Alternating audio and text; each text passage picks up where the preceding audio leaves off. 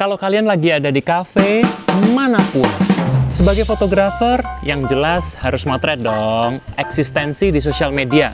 Nah, di video kali ini, saya akan memperlihatkan bagaimana caranya memotret tapi pakai genre lifestyle food photography. Kebetulan ini di Ada Sarang Coffee Shop di Yogyakarta.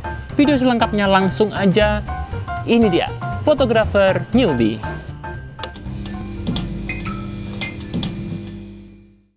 Assalamualaikum warahmatullahi wabarakatuh. Kita kembali lagi di fotografer newbie. Kali ini kita akan membahas hal yang setiap hari, bahkan sehari 5 kali kita lakuin. Yaitu apa? Bahas makanan. Oke, kali ini judulnya adalah lifestyle food photography. Dan kali ini kita lagi ada di Ada Sarang Coffee Shop di Yogyakarta. Warung kopi ini benar-benar basisnya itu seni dan budaya. Jadi otomatis langsung kayak seniman gitu kalau kita lagi nongkrong di sini. Seru banget. Ya nggak harus coffee shop atau resto atau warungnya itu jadi klien kan untuk kita motret.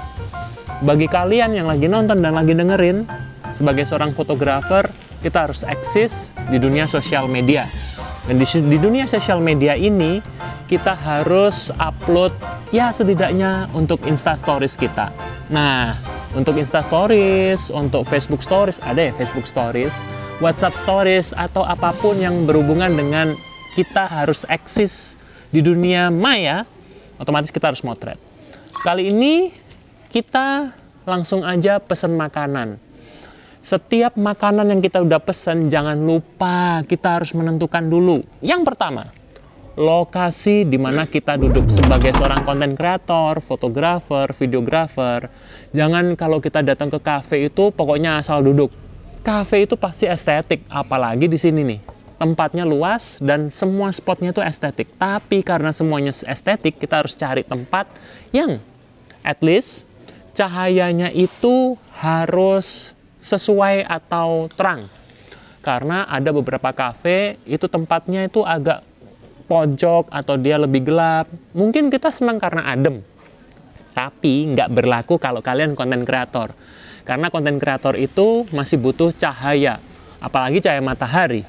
Yang pasti kalau kalian datang ke kafe dalam kondisi masih terang seperti ini, bantuan cahaya matahari itu sangat-sangat dibutuhkan. Justru cahaya adalah peran utama. Kalau kita udah memastikan, carilah tempat sudut. Sudut ini maksudnya supaya kelihatan mungkin ada tembok, ada reflektif. Temboknya itu memantulkan cahaya. Itu sangat menarik sekali. Kalau kita tempatnya yang terlalu gelap, itu susah banget. Kalau kita sudah menentukan titiknya, kita carilah tempat yang pojok, lalu dengan cahaya matahari yang cukup, otomatis kita harus memilih makanannya. Makanan kita harus bertanya pada manajer kafe atau chef atau setidaknya ya mbak-mbak dan mas-mas kasirnya. Nah, mbak-mbak dan mas-mas kasir ini adalah kunci utamanya. Mbak, mas, menu apa yang paling enak di tempat ini? Pesen. Kita penting nggak sih? Kita cari makanan yang sesuai dengan keinginan kita. Maaf ya, kita ini konten kreator, fotografer. Yang perlu, yang pasti adalah estetika visualnya. Kalau makanannya bagus, kelihatannya, tuh di tempatnya bagus, tuh beli, pesen. Kan kita pengennya kenyang, tapi juga estetik. Itu juga penting banget. Karena supaya kita bisa eksis bahwa kita lagi di cafe ini dan lagi bagus banget. Nah, kita harus memastikan stylingnya. Ketika kita ada di mejanya, kita harus menaruh makanannya di tempat-tempat yang memang sesuai. Di sini saya pakai teori estetika visual. Garis saya lagi mempertahankan bidang garis diagonal. Nah, garis-garis diagonal ini sangat penting banget supaya kita bisa mendapatkan hasil yang bagus. Cahaya di sini tuh kadang-kadang lagi mendung, lagi terang. Nah, ini juga mempengaruhi hasil juga. Karena setiap pemotretan itu, karena kita bukan client based project ya, karena kita benar-benar untuk lifestyle aja, karena kita untuk eksis aja di sosmed, ya otomatis cahaya seadanya dan cahaya yang paling bagus. Saya kadang-kadang juga membawa kayak semacam mobile LED light ya, itu kecil banget dan harganya juga cuma 300 ribuan. dan biasanya langsung bisa masuk ke kantong ya, jadi bisa mudah dibawa kemana-mana dan ringan. Dan ya karena ini juga bukan kebutuhan komersil, bukan untuk bikin buku menu, ya bebas suka-suka kita dong. Tapi tetap aja tadi teori diagonal saya ingin tetap hadirkan. Setelah itu kita harus menata. Ini kebetulan boxnya itu atau sajian atau platingnya kan bukan dari piring ya, dari bahan yang kertas atau ya paper base gitu lah. Kita juga harus pinter-pinter ngelihatnya tuh. Kalau ada tutupnya kan kurang bagus. Namanya juga konten kreator. Harus ada apa? Effort. Gunting dulu tutupnya, digunting semuanya, lalu kita jangan, ya itu akan membuat hasilnya jadi lebih estetik kalau kita gunting. Kok nggak dibuka gitu aja? Kurang bagus. Sebagai seorang konten kreator harus mikirin sampai sedetail itu. Setelah sudah dibuka, digunting, kita tata sedemikian rupa. Styling ini sangat penting. Kita juga ngecek di kafenya kira-kira ada buku, misalnya ada props, itu bisa taruh aja di situ. Selain makanannya, kita juga pesan minumannya, itu ditata sedemikian rupa. Penataan ini namanya food styling. Ini penting banget, kalian harus ngerasain. Dan setelah kita sudah menata, kita mulai aja memotret. Ini kalau motretnya pakai kamera, kebetulan saya memotretnya pakai kamera mirrorless. Kenapa? Karena hasilnya lebih apa ya? Lebih kalau saya bilang lebih proper dan hasilnya lebih bagus daripada pakai smartphone. Nah, di sini saya menggunakan metode flat lay angle. Kalau metode dari atas, kita harus memakai lensa wide, ya. Kalau kita motretnya itu normal angle dari bawah, kita boleh pakai lensa fix, lensa 35, lensa 50, dengan bukaan-bukaan besar yang ngeblur juga boleh. Tapi saya biasanya, iya ada yang bukaan besar, ada yang bukaan kecil, misalnya f8, atau bahkan lebih kecil lagi, supaya tajam semuanya. Hasil-hasilnya pasti menarik. Karena dengan hasil-hasil yang sudah kita sampaikan atau kita perlihatkan di sini, ini sebenarnya sebagai representasi dari kekerenannya kita. Kita nggak lagi foto-foto OOTD dong. Nah, tapi kitanya sendiri. Dan juga, mungkin kalau kita nggak sendirian, ada teman kita yang juga, wah keren banget, pakaiannya keren, boleh dijadikan model. Ada hasil-hasil foto yang pakai model, tapi nggak kelihatan wajahnya. Cukup kelihatan tangannya, cukup kelihatan bajunya. Kita motretnya dari atas, itu boleh. Nah, flat lay itu tadi adalah ya kalau saya bilang yang lagi viral ya, angle paling viral tuh dari atas ke bawah.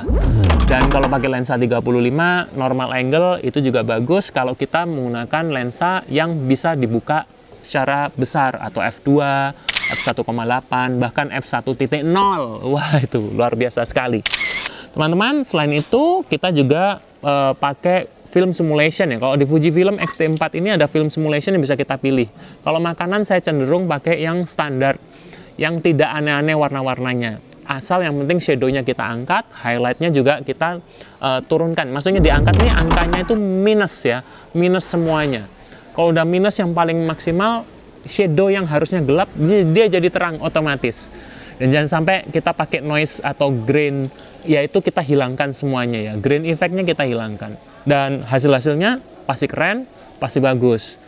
Dengan berbekal pemilihan angle, kita harus berdiri. Jangan cuma duduk terus kita foto gini. Kita berdiri, ke kanan, ke kiri, penataan, mindah-mindahin kopi, mindah-mindahin tehnya, dan lain sebagainya. Itu juga kita perlu banget, ya.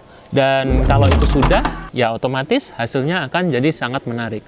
Dan kalau udah nih, dari Fujifilm X-T4, kita harus langsung transfer ke handphone. Kalau kita udah transfer ke handphone, jangan lupa di posting. Kalau kita sudah ngeposting, kita pasti akan sangat menarik sekali kalau kita sudah ditambahkan tambahan-tambahan, misalnya ini lokasinya di mana. Kebetulan ini di Ada Sarang Coffee Shop. Nah, itu sangat perlu banget ya untuk kita pastikan bahwa di Ada Sarang ini lokasinya bagus. Nah, jadi kita juga harus kolaborasi. Jangan lupa, jangan cuma sekedar moto tapi nggak nge-tag, nggak mention, karena justru kita nge-tag dan nge-mention itu bentuk kita apresiasi terhadap warung atau coffee shopnya, dan bisa aja di repost. Dan kalau kalian di repost dan dilihat sama follower dari resto, warung, coffee shop itu, follower-followernya bakal tahu kalau kalian adalah fotografer. Teman-teman, lifestyle food fotografi ini banyak keuntungannya dan sedikit minusnya. Minusnya itu apa? kita nggak bisa leluasa, kita nggak bisa dapetin makanan hangat yang langsung kita makan karena kita lapar. Itu aja. Tapi selebihnya, wah, itu hasil kita sebagai seorang konten kreator atau fotografer tuh kayak seneng banget bisa dapetin foto-foto yang estetik, keren, dan orang lain yang kita sudah upload, orang lain yang jadi follower kita bisa ngeliat, wow, fotografer ini keren juga ya kalau lagi ke kafe dan lain sebagainya. Eksistensi di dunia fotografi masuk ke dalam lifestyle fotografi, dan ini adalah lifestyle food fotografi ala Mohtred di Adasarang, Yogyakarta. Kalau kalian sudah mencoba di warung kopi, kafe, restoran di masing-masing daerah kamu, jangan lupa coba di-upload. Itu yang paling penting. Kalau nggak di-upload, cuman di foto aja kan sayang. Kalau sudah di-upload, itu pasti bakal seru dan keren. Kita akan jumpa lagi di konten-konten fotografer newbie selanjutnya, karena di konten-konten selanjutnya itu pasti bakal bagus. Jangan lupa komen kalau ada pertanyaan, kalau ada support. Saya akan ketemu Anda semuanya di video-video selanjutnya. Wassalamualaikum warahmatullahi wabarakatuh.